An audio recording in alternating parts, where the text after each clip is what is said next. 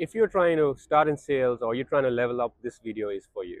Hi everyone, my name is Muhammad Abrar. I've been in sales for 10 years, specifically SaaS tech sales for the last 10 years. And today I'm going to share with you how I went from appointment setting to closing $1 million deals. Are you ready? Let's talk about getting started, right? You got to know if this is right for you or not. If you're just starting right now as we speak, you got to figure out if you want to do this for the rest of your life or maybe for, let's say, next few years, right? It's a commitment. You got to know if this is something you want to do because it comes up with rejections. You have to maintain a thick skin to get through this. You might not be able to close a deal or book an appointment for first few months. For me, I when I started in sales, that was 10 years ago. I had to pick up the phones, dial, set up on appointments, and these were all outbound calls. For 2 months straight, I did not receive a single confirmation of appointment, and that's when you got to decide. This is something that you have to do for the rest of your life. People are going to say, "No, I don't want to buy from you. Don't call me back." And that's just the starting point. If you want to close like bigger deals, like $1 million deal, you got to start there. So know if this is something you want to do for the rest of your life. If you cannot take rejections, this is not for you. Second, uh, you got to know what kind of sales you want to do, right? There may be B2B, which is business to business, where you're selling to businesses, or there might be B2C, selling to direct consumers. I tried B2C for like a few weeks, and I realized this is not for me. For me, what matters is selling a product which really impacts on a larger scale, and where I have to use my brain to understand the product and stuff like that. So figure out, do you want to do sales? Do you want to do this and make money, or do you want to do B2B, or do you want to do B2C? You got to figure that out. So first, get that figured out. Right now that you figured out what you want to do, you want to do sales, you want to do B2B, you want to B2C, whatever. You've decided you want to do it. You're committed now. Now it's time to sell. It's time to get started. And for that, there are certain things that you can do. Number one is know your product. Whatever you're selling, why was it invented in the first place? Why are you selling this? How is it helping people? Understand from the owner's perspective, the developer's perspective. Why did he create it?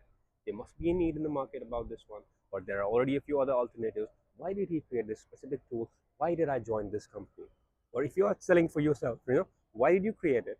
The whole purpose of that particular tool. Understand that. Know your tool in and out, because you need to talk about the problems your clients are facing, and you need to get into the skin, get under the skin. You got to understand how you can help them, because sales is just not about, hey, buy from me, and you get a signed contract. No, it's not about that. It's about you trying to help someone, and if you're helping someone, you get paid. As simple as that. I've had countless calls throughout my career that I've done, from appointment setting to all of that. So once I was done with appointment setting, I proved myself. Hey, I can build relationships. I can make people comfortable with me, and they want to know more about our product. That's when you got to do the product sales yourself, and for that you have to understand the problems of your customers. You need to know how your product is going to help them. You need to understand their pain points, right? Everybody has a pain or a challenge that they're trying to solve. That's why they're talking to you, and you need to understand what it is. And for that, you got to understand their business. You got to think from their perspective. If I'm trying to solve the challenge, maybe it's in IT, or maybe it's in warehouse management or whatever. How can I solve a particular problem, and how your clients are solving that problem? You got to understand all of that so you can talk about it. That's how you build credibility. Number three, you got to invest in yourself. There is no silver bullet which is going to solve your problems or your challenges that you're trying to solve in your sales process, right? You got to invest in yourself, and this takes years, right? If you're super talented, you can minimize the timeline, right?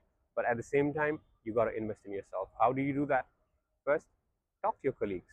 Talk to everyone. See how they see the product, right? Then read books about sales, because sales is not just about as I said, selling the contract and getting the money, and hey, you want to buy from me. No, you got to understand the human psychology, because that's how you're going to get paid. You got to invest in books, that are going to help you understand more about sales. There are countless books, and it's not, don't make this mistake. You read a book and you're like, okay, I'm going to follow these to the T. No, you got to take inspiration from it. There are different schools of thought when it comes to sales, challenger sales, medic, all of that stuff, right? So take inspiration from everything, create your own sales persona according to that. You can attend events, you can attend webinars, you can attend customer conferences. All of these things will give you more information about your industry, the challenges you're trying to solve, and moreover, your sales knowledge. Be adaptable and flexible, because sales is an ever-changing landscape. What worked 10 years ago will not work now, right? So similarly, like the books that were written 10 years ago will not apply now, right? So you got to invest in yourself and understanding the sales landscape. One of the most essential parts of sales is building relationships. Building relationships are crucial, whether it's with your colleagues, the people you work with, your customers, everyone involved. Building relationship is very crucial. And for that, you got to build trust.